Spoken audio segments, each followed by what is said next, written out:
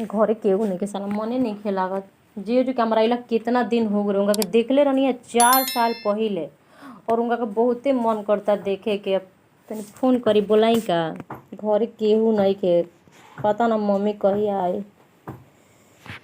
तनी फोन लगाओ तनी। हेलो। हाँ गोला तन जी खुश रही। का हाल बा?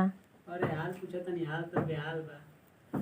का जी रोरा आवे के मन ना करला ससुराले? अरे आवे तो रास्ते में तो बानी आवत एकदम तारा से भेंट करते आला खाती आवत तनी। कोहो तनी कि काहे आज हमर गोड़वा कुकुलाता आँख फरकता कबे से। तनी सुनो ना तनी झाड़ झुर के एकदम रहियो ना आवत तनी। आय हाय बड़ा रोमांटिक में बानी जी। अरे जानते बालू। सच मजाक करतनी ना? ना बिल्कुल एकदम आवत नहीं। सही में आवतनी? जी एकदम बिल्कुल आवत। आई ना क्यों नहीं के घरे बहुते हम मन करत रहे से मतलब रो के देखे के बहुत मन करता। सही में आ घरे तो केहू नहीं के मम्मी गइल बिया शादी में। रुकी आवत तनी। कहाँ बानी सच बताई ना? अरे गांव से बाहर बानी। गौवा से बाहर? हां कुछ काम से आए रहनी का? ठीक बाटे तो आई सुने में कुछ ले ले आइम हमरा के। का चाहिए बोलो। कुछ लेके आइम। ना का खई बताओ। अरे प्यार से कुछ लेके आइम। अरे बोल दे एक बार। कुछ लेके आइम बिस्किट या मतलब समोसा कुछ लेके आइम बाकी आइम जरूर। चाहे स्पंज दूगो ले लेम। दुकान उकान नहीं खेलो को तार गांव में ऐसे तार गांव बा। का जी चली रौरे खाली आई। Hello hello hello. बोला ठीक बाटे जल्दी आई ठीक बा? ठीक ठीक बा। जातनी सरिया दी घर उर मोए न त जे जे त कहन के सब सरिया दी बैग बुक सब न पहन त कहन के घर पे कितना दिन पर मैं जी आवत रही।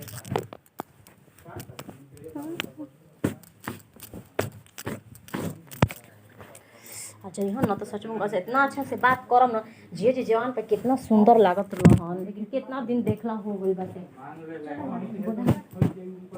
देख लेता ना ठीक बा ना?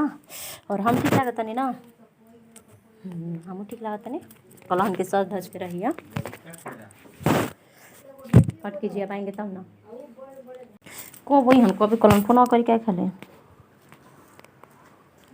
अरे आ गए जी बैठे बैठे गोल लागते ई का है? तू ही न मंगलू ह जौन भेटाइल तो ले ली। इतना बड़का बड़का अमरूद कहाँ से मिल गया जी? खा खा के ले बनी का? खा के हम ले बनी। रौरो मतलब कुछ उठा ले आओ तनी कुछ रोड़ा पर तब बिगड़ा। जो काम हो जाई तो हां हां छोड़ी हटाई रौरा बस आ गई पानी पी ले दी कुछ मीठा उठा। ना ठीक बा। तब और सब बताई ठीक बा। और अपन को कह पहले से तो और सुंदर लागत नहीं रौरा। हम हाँ जस बुढ़ातन तब सुंदर लागत नहीं। दिनों पर दिन जवान होकर जाता नहीं। हां तब दीदी ठीक भी है ना? सब ठीक बा। रोज जाए के मन ना करला? अरे कहाँ आई बोलाइबू है ये नहीं तो आई कैसे खाली रही तब तो आई बा। तनी ससुरारियों में आके तनी घूम लिहल करी। हमनियों के बानी जा मान ली साली बानी जा हमनी के सास बड़ी तो तनी उहो लोग के घूम लिहल करी आके। माने खाली आई या घूम के चल जाई। रहो तो ससुरारी भुलाइए गइल बानी। ससुरारी भुला गनी के कोई हम चिन्हते नहीं के ससुरारी में हमरा के। हमरा बुझा दे साली लोग जहाँ ससुराल में साली नहीं तो ना ससुराल दीदिया मना कैले बिया ना बहुत ना, ना, ना। गलत या हमरा पता बा। वो बात नहीं खे हैं? ससुराल में जा साली न पंजरा होखे तो कैसे जाई? तो दीदिया के पता चली ना तो कुटबो करी जान जाए। दीदिया का कुटी ते जी का कह तनी तनी घुमावे खातिर ना ले जाई कहीं? अरे बरसात में कहाँ चल जा घूमे? का जी सुखरात में रौरो ना तनी पहले बताई पहले रोडावत रहनी तो कहम कि फिल्म देखे चललो मार्केट चललो घूमे चललो अब तो रो सच में बदल गइल बानी। रोते तो हम दूर दूर बैठा तनी मजाक के नहीं करत तन के बोलते ही नहीं की।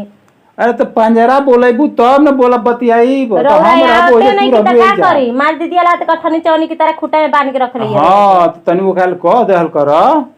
अब हम का कही? काहे कितन बहन जीजा जी के तनी घरवा तनी मोटा गइल बनी जी पहले से मोटेबे न करब। अभी एक जगह अब अस्थिर बानी एते 17 जन के जानते जी हमरा तो शादी रौरे से होई दीदी से ना करे देती। अच्छा हमरा रौरे बहुते पसंद रही जब मारा में रोई ना तो रोआ के हम देखनी तो ओई दिन से हम फिदा हो रही रौरा पर लेकिन का करी अब दीदी से शादी हो गई अब सोचो तनी के बहिन ही ओकर संग छल कपट तो करम ना। ओकरे से रह शादी हो गए। तो छोड़ दे करे के तोहरे से हो जाओ, का करे के बा? छोड़ दे नहीं दोनों रह जाई। जब हम दूधो को मेहर रखा तो का हो जाई? बात एगो बाहर भीतर घुमल जी, एगो घरे रही। ना जी अब सत बन के रहा हम अपन बहनिया के का बात करते हैं तो ला छोड़म तो बल्कि छोड़ दे।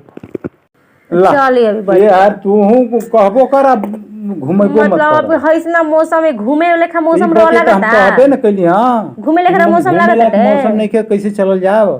तो चल आराम कर जाओ, चले आराम कर।